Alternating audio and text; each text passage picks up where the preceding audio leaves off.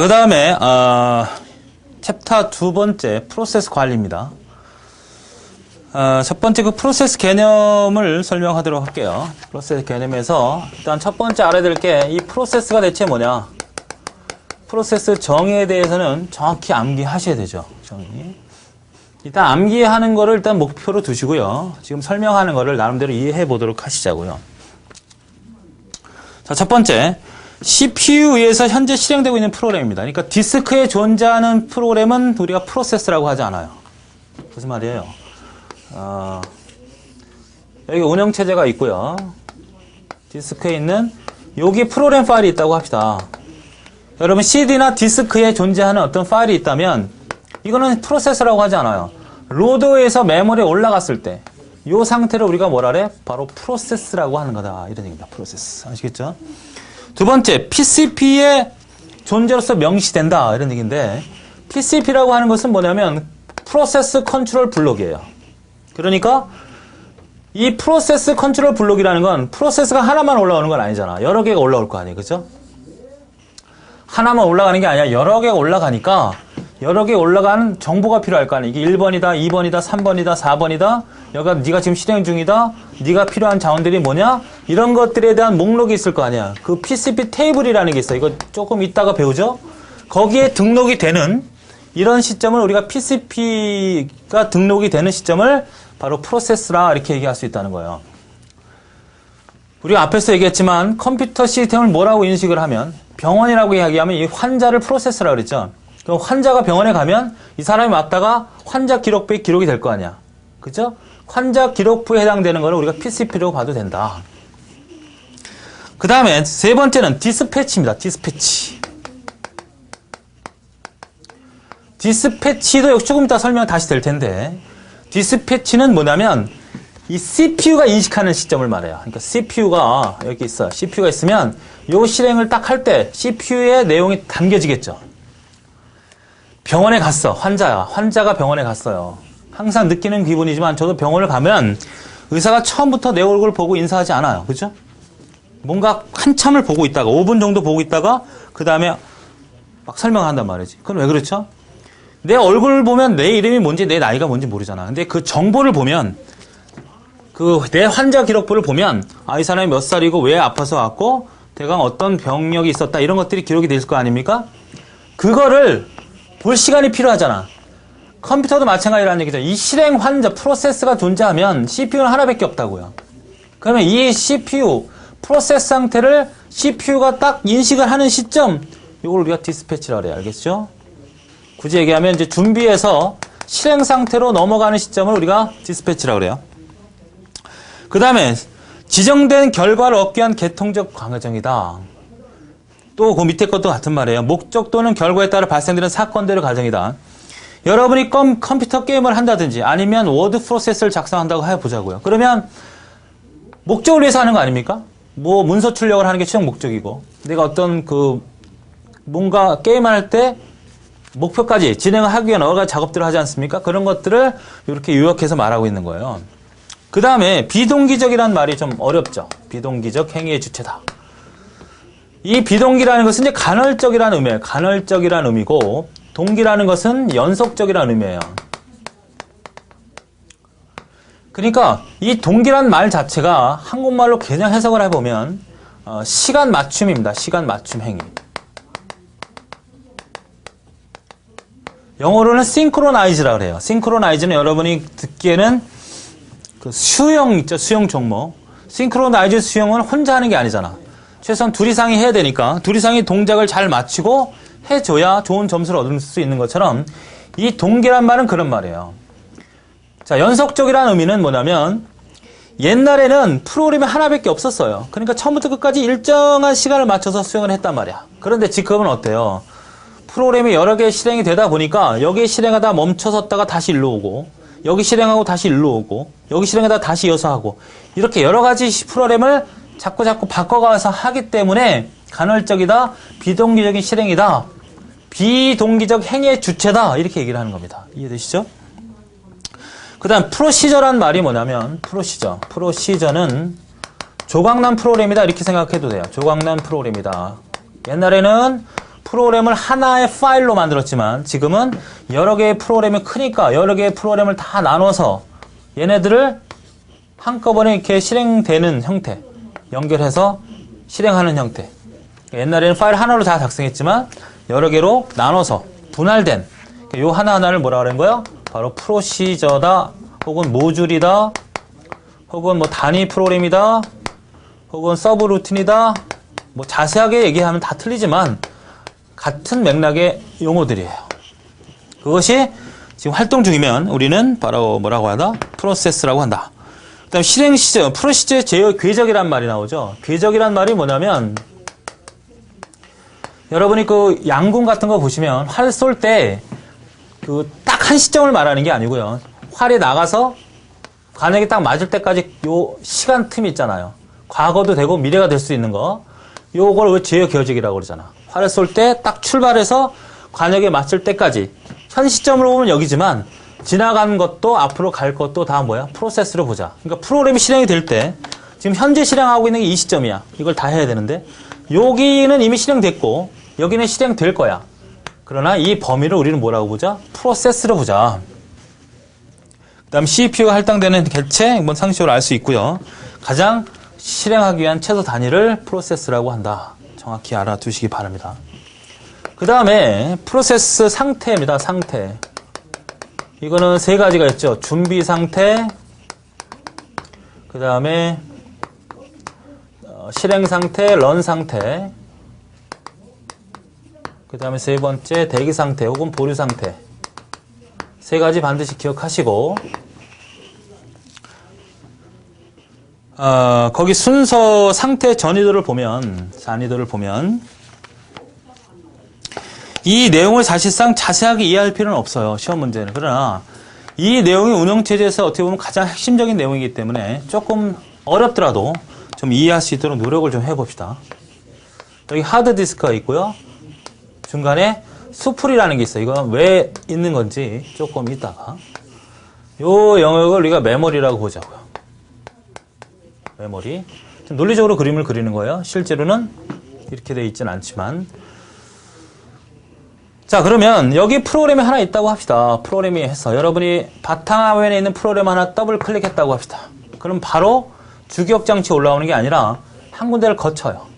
그리고 메모리에 딱 진입이 됩니다. 이 상태를 우리가 무슨 상태다? 준비 상태다, 레디 상태다 이렇게 얘기를 하는 거예요. 그리고 이따가 여기가 CPU가 있다면 CPU에서 그 프로그램이 처리되고 있다면 이걸 뭐라 그래요? 실행 상태라고 한다. 실행 상태. 그래서 준비 상태에서 실행 상태로 전이되는 과정을 우리는 뭐라고 한다? 디스패치다. 그러니까 디스패치. CPU의 모든 정보를 넘겨준다. CPU는 그 프로그램에 대한 인식을 한다. 뭐 이런 형태가 디스패치예요. 이거는 정적이에요. 지금 상태를 말하는 거고 이 디스패치는 과정입니다.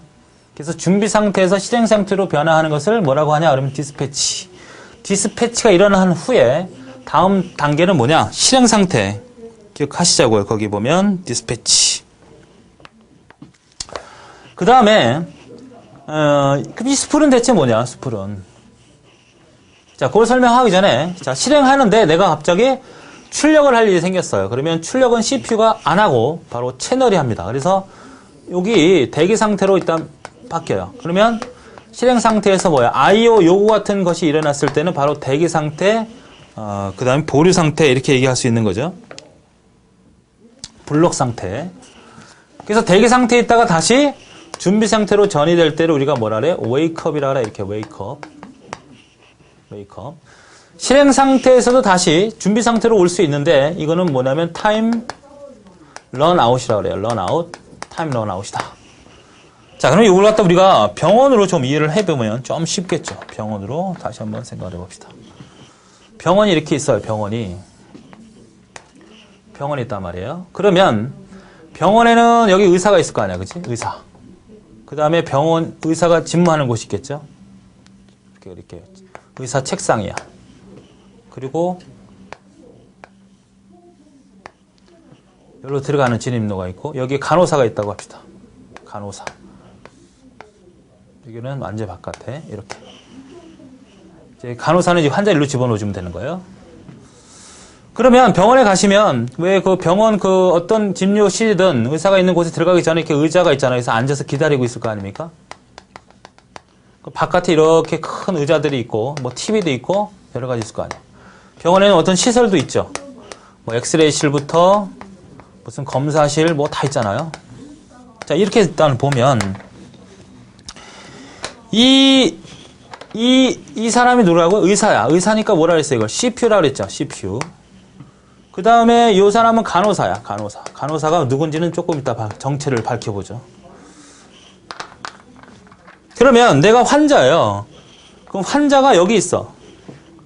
그러면 누구씩 들어오세요. 그러면 내가 어떻게 되는 거예요? 누구씩 들어오면 이 환자는 쫙 들어와서 의사를 만날 줄 알았는데 안에 또 몇 사람이 더 있을 수 있잖아요. 장사가 잘 되는 병원이면. 그렇죠? 그럼 이게 대체 왜 필요한 거야, 이게? 만약에 이 사람들이 병원 바깥에 이렇게 있다면 이 간호사가 불러서 찾아오기가 너무 힘들잖아. 그러니까 미리미리 좀 와 있으면 좋겠다. 요런 영역을 우리가 뭐라고 하는 거예요? 바로 수풀이라고 하는 거란 말이죠. 그러니까 수풀은 디스크예요, 디스크. 디스크 장치의 아주 빠른 곳에 있는 것이죠. 따로 떨어진 게 아니고 디스크는 물리적으로 멀리 떨어져 있을 거 아니야, 이렇게. 그러면 빨리빨리 처리할 수 있는 곳으로 좀 갖다 놔라. 그래야지 빨리빨리 가져올 수 있으니까. 그래서 수풀은 뭐라고 해요? 수풀은 우리가 메모리로 올려놓은 속도와 가져오는 속도가 너무 차이가 많으니까 미리미리 좀 갖다 놔라. 이걸 수풀이라고 할 수 있죠. 나중에 다시 정리하도록 하고. 그러면 여기가 뭐예요? 여기가 바로 메모리가 되는 거죠. 그죠? 메모리가 되는 거고, 그 다음에 요 사람이 누구야? 여기 병원에 메모리 안에 들어온 게 이게 준비 상태가 되고요. 여기서 들어와서 치료를 받고 있으면, 의사한테 치료를 받고 있으면 얘는 무슨 상태가 되는 거예요? 실행 상태가 되는 거고. 실행 상태. 그러면 이 사람이 이렇게 쭉 진행해서 의사를 만나러 가서 의사의 치료 받기 전까지를 무슨 상태라고 할 수 있어요? 디스패치라고 할 수 있는 거고요. 그렇습니까?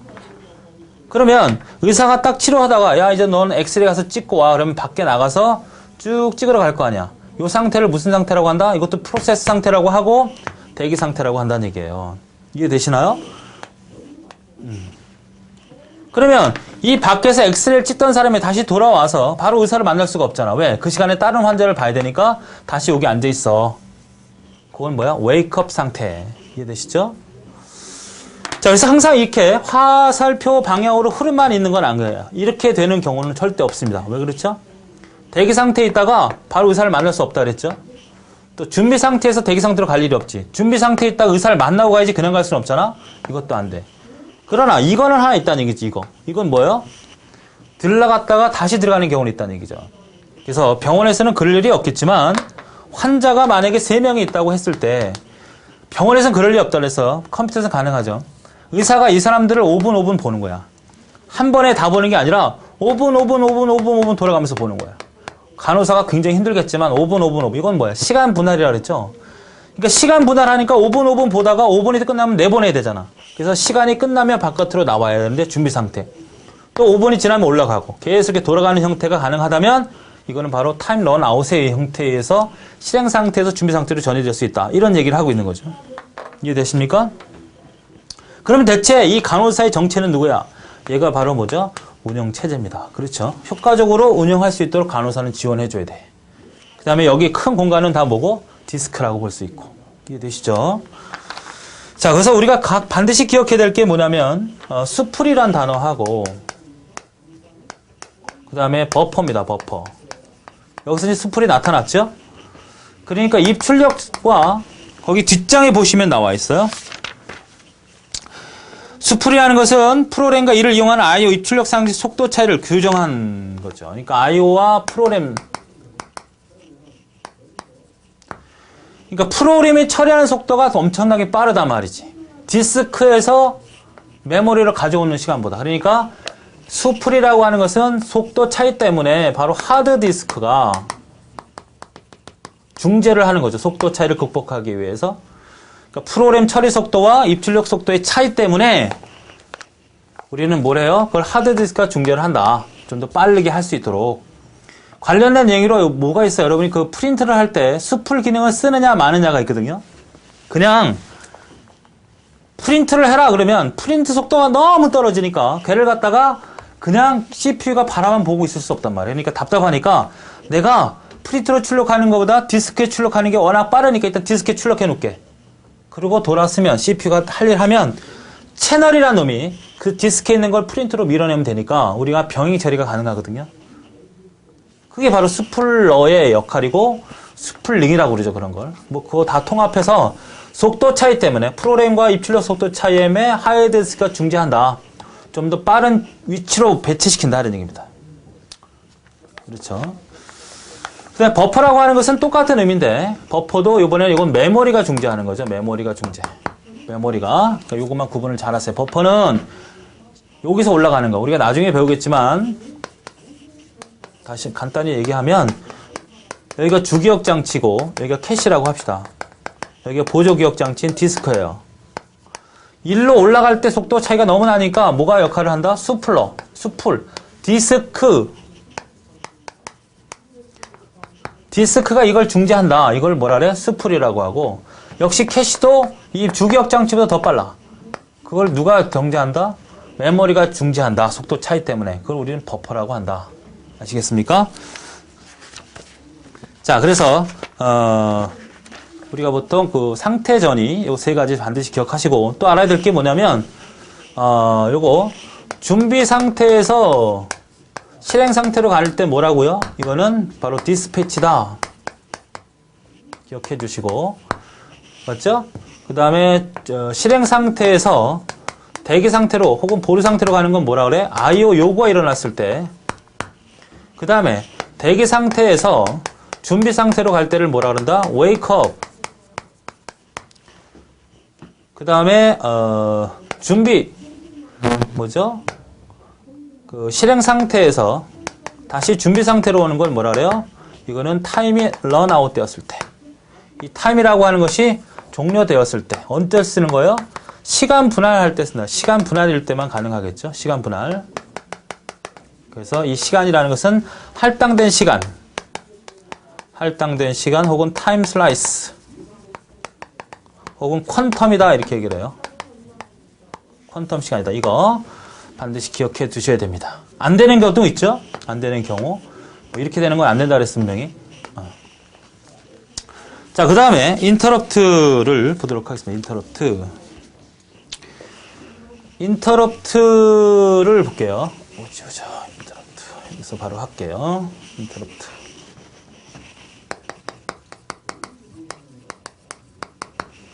자, 인터럽트라고 하는 것은 원어상 뭐냐면 중단하다는 뜻입니다. 중단하다는 얘기는 뭔가 끝낸다는 얘기인데 운영체제 입장에서는 새로운 프로그램을 실행하는 시점을 결정한다. 뭐라고요? 프로그램이 새롭게 실행되는 시점을 결정한다. 그러면 새롭게 실행하기 위해서는 어떤 지금 실행 중인 프로그램이 중단이 돼야 되잖아. 그죠? 그 상태를 인터럽트라고 보시면 되겠어요. 그러니까 여러분이 내가 만약에 이렇게 워드 작업을 하다가 너무 지루해. 그러면 음악을 딱 틀잖아요. 그죠? 잠시나마 그 워드 프로세스가 잠시 중단됩니다. 그리고 음악이 틀어지면서 두 가지를 병행하게 되잖아. 그죠? 그러니까 음악이 시작되는 시점, 즉 현재 사용 중인 워드 프로세스가 중단되는 시점이다. 이렇게 예를 들어볼게요. 내가 친구랑 막 통화하고 있었어. 친구랑 아주 중요한 통화를 하고 있었어요. 근데 밖에서 초인종이 울려. 초인종.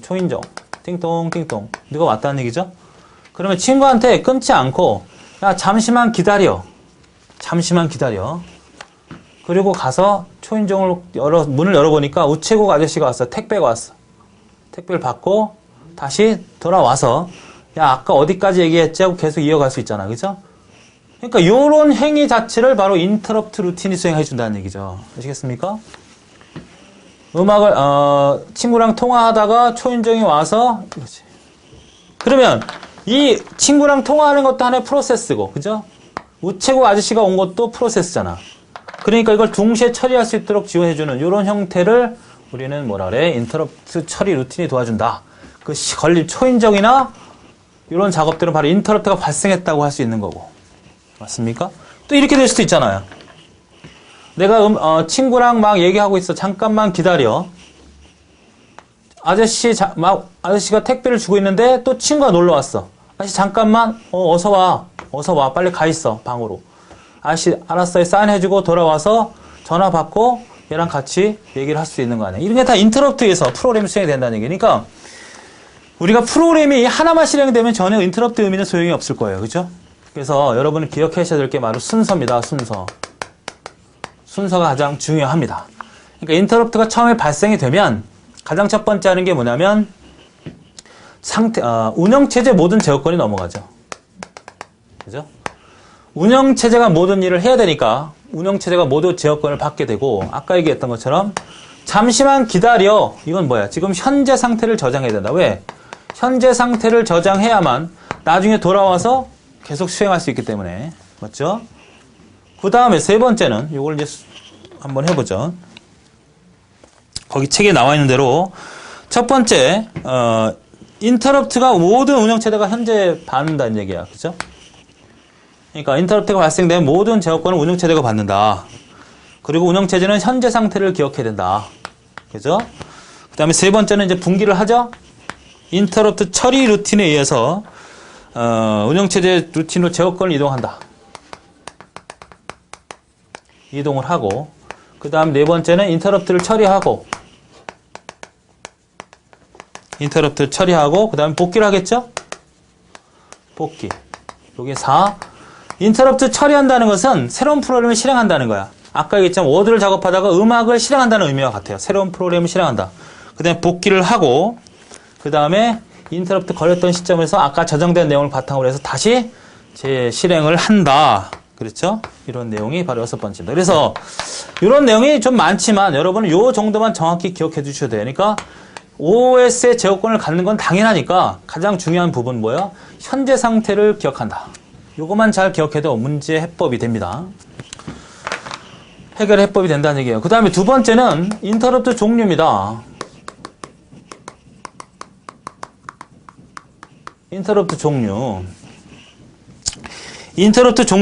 6가지가 있거든요. 거기서 6가지를 반드시 암기하셔야 돼요. 거기 SVC 인터럽트, 그 다음에 IO 인터럽트, 그 다음에 세 번째 외부 인터럽트, 네 번째 영어로 알아두시고 프로그램 검사, 그 다음 다섯 번째 재시작이 먼저 나와 있네요. 재시작. 그 다음에 프로그램 검사, 그 다음에 기계 고장, 머신 체크. 자, 그래서 워낙 잘 나오는 문장을 거기다 줄을 쳐놨으니까 그것만 일단은 확인하셔서 다음 설명하고 있는 게 무슨 인터럽트냐 이렇게 물어봤을 때 영어로 한글로 정확히 답할 수 있으면 됩니다. 그렇죠? 자, 가장 쉬운 것부터 기계 고장. 뭐야? 고장 난 겁니다. 그냥. 거기 줄 친 걸 보면 뭐야? 시스템 고장으로 발생하는 인터럽트라는 얘기예요. 그러니까 기계가 고장이 남으로써 현재 상태가 중단이 돼야 되니까 그게 이제 기계 고장만 보시면 되겠고. 그 다음에 프로그램 검사 인터럽트는 뭐냐면 프로그램 체크 인터럽트. 우리가 프로그램을 짜다 보면 이런 현상이 나타날 수 있거든요. 우리 과거 생각을 좀 해볼까요? 옛날에 우리가 방정식이라는 걸 배우지 않습니까? x는 뭐 5다 이런 거 배우잖아요. 그죠? 2x는 5다 그러면 x는 5분의 2다. 근데 0x는 5다 그러면 어떻게 돼? x는 0분의 5잖아. 분모가 0이라는 것은 있을 수가 없는 일이거든요. 왜? x에 어떤 걸 곱해야 5가 되느냐 이거지. 이런 형태로 우리가 뭐라 그래? 불능이라 그래, 불능. 이것도 우리가 컴퓨터 처리를 하는 과정에서 이러한 루틴이 나타나면 컴퓨터도 해결할 수가 없어. 그러니까 인터럽트를 바탕해서 인터럽트를 처리해서 이거를 해결해 줘야 된단 말이야, 운영체제가. 이걸 우리는 뭐라 그래? 바로 프로그램 체크 인터럽트다. 그래서 분모가 0. 이런 얘기가 나오면 프로그램 체크 인터럽트. 또 오버플로우나 언더플로우라는 게 있어요. 쉽게 얘기하면 여러분이 만약에 어떤 요즘에 갖고 다니는 그 메모리, USB 메모리라든지 이런 것들이 더 이상 저장할 수 없을 때 에러가 뜨잖아. 그게 오버플로우 오브 에러예요. 언더플로우는 아무것도 없는데 거기서 뭔가 데이터를 가져오려고 할 때 이걸 언더플로우라고 한단 말이지. 이런 얘기들이 나오면 다 뭐다? 프로그램 검사 인터럽트다. 그 다음에 리셋. 그 다음에 컨트롤 알트 델. 그러니까 리셋 키는 컴퓨터를 재부팅하는 거죠. 그 다음에 컨트롤 알트 델은 현재 실행 중인 프로세스라든지 그런 상태를 파악하거나 한 번 더 누르면 재시작이 된다니까 이런 단어들이 나오면 재시작 인터럽트. 그 다음에 익스턴은 인터럽트 시계, 시간 할당량, 이런 얘기들이 나오면 우리는 뭐야? 외부 인터럽트다. 그러니까 아까 우리가 얘기했던 거 저쪽으로 잠깐 가볼까요? 여기서 오르락 내리락 하지 않습니까? 이거 요 시점이 바로 뭐야? 익스턴 인터럽트란 말이야. 그러니까 내가 너 시간 됐으니까 나가. 나는 나가고 싶지 않지만 운영체제에 의해서 너 5분 됐으니까 나가. 내가 그만두고 싶지 않아요. 나가. 외부적인 사람이 외부적에 의해서 바로 인터럽트가 발생되는 이 상태를 외부 인터럽트라고 하고, IO 인터럽트도 같은 개념이지만 좀 구분을 잘 하셔야 돼요. 입출력이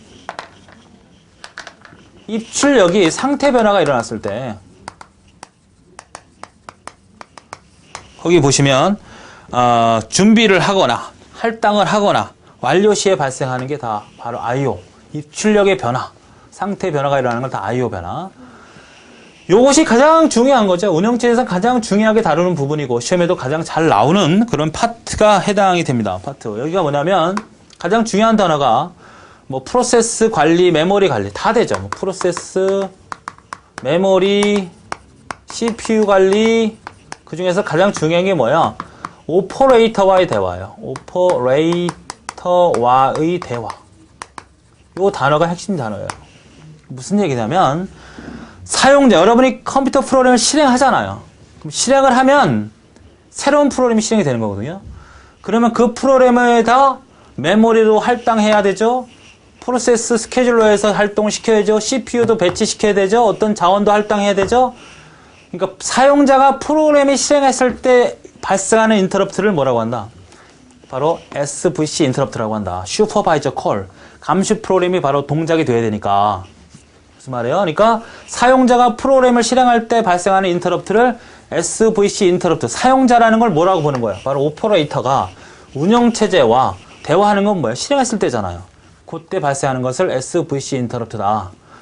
그러니까 요거 6가지 정도의 개념을 잘 이해해 주셔야 됩니다. 그러니까 설명을 하고 찾고 설명하고 찾고 설명하고 찾는 문제가 주로 나오기 때문이죠.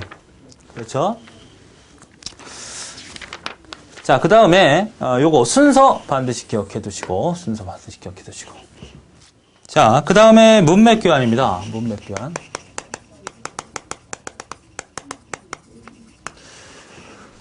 문맥 교환도 역시 영어로 알아두셔야죠.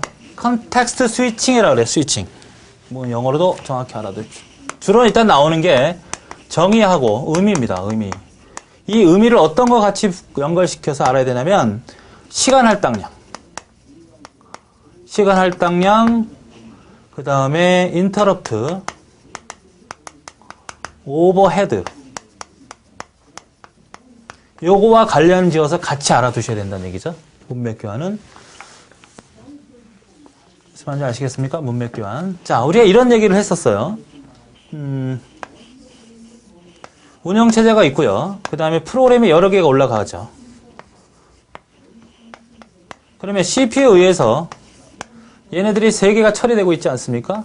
순차적으로 처리될 수도 있지만 아까 우리가 뭐라 그랬어요? 시간 분할 처리라고 했을 때 시간 분할이라는 건 어떤 의미를 얘기하고 있는 거죠?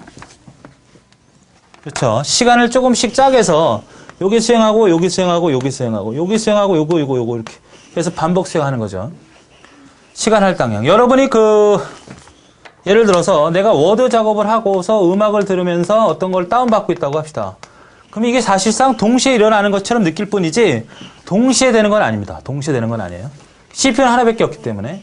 근데 워낙 작은 시간을 나눠 쓰기 때문에 거의 동시에 느끼는 것처럼 느껴지지 절대 어떻게 된다? 동시에 실행되는 건 아니에요. 동시에 실행되는 것처럼 느끼게 되는 거죠. 그러면 시간 분할에서 이 시간 할당량이라는 게 등장이 되는데 이 시간 할당량이 워낙 작기 때문에 동시에 느끼는 거지. 만약에 시간 할당량이 좀 1초 정도로만 되더라도 워드 조금 하다가 멈춰서 음악 좀 듣고 그 다음에 다운 좀 받고 이렇게 돌아가게 되는 거예요. 그래서 이렇게 실행되는 걸 시간 분할이라고 할 거 아닙니까? 이걸 우리가 뭐라고 생각하면 되냐면 환자가 있다고 하자고요. 환자 3명. 여기 의사가 있다고 합시다. 여긴 간호사가 있다고 하자고요. 그러면 시간 할당하게 되면 어떻게 돼? 얘한테 5분 처리한다고 합시다. 의사가 보는 거를 5분. 병원에서는 절대 그렇지 않지만 컴퓨터 프로그램에서는, 컴퓨터 시스템에서는 반드시 이런 형태의 작업을 수행한다는 얘기예요. 그러면 5분 한다면 이 간호사는 무슨 짓을 해야 돼요? 그냥 막 5분 놓아주면 되나? 그게 아니죠. 이 환자의 기록부가 있을 거 아니야. 환자 기록부가 있어야지. 그래야지 의사가 뭐야? 이 기록부를 보고 어디까지 치료하고 어디까지 치료하는지를 알 수 있을 거 아니에요.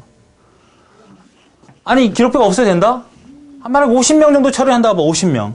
이 환자 기록부가 없으면 이 50명의 상태를 어떻게 다 의사가 기억을 해. 그러니까 이 사람이 들어갈 때는 간호사는 어떻게 돼? 이 환자 기록부를 이 사람 의사한테 딱 갖다 놔야 돼. 또 두 번째 사람 오면 바꿔줘야 돼. 세 번째 사람은 바꿔줘야 돼. 그러니까 이 상태를 계속 어떻게 돼요? 바꿔주는 형태를 우리가 뭐라고 한다? 바로 문맥 교환이라고 하는 거예요. 아시겠습니까?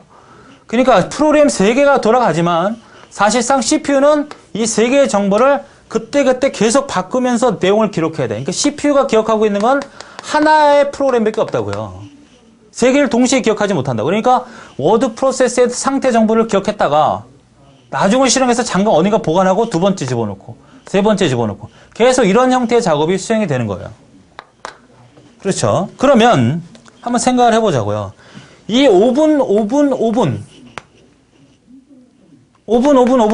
시간 할당량을 5분 하는 거하고 시간 할당량을 1초라고 합시다. 1초 똑같이 줬다 그러면 어느 정도가 더 이게 문맥 교환이 이런 시간 할당량이 크고 이건 시간 할당량이 크다고 합시다. 시간 할당량이 크다. 이건 시간 할당량이 작다. 여기서 그냥 이어서 합시다. 시간 할당이 클 경우는 어떤 일이 발생이 돼? 문맥 교환이 어떻게 될까요? 문맥 교환 수는 줄어들겠죠. 여기는 문맥 교환 수는 어떻게 될까요? 문맥 교환 수는 늘어나겠죠. 그러니까 시간 할당량이 작으면 작을수록 어떤 일이 벌어지는 거예요? 교환 횟수가 늘어날 수밖에 없을 거 아니에요. 그렇죠?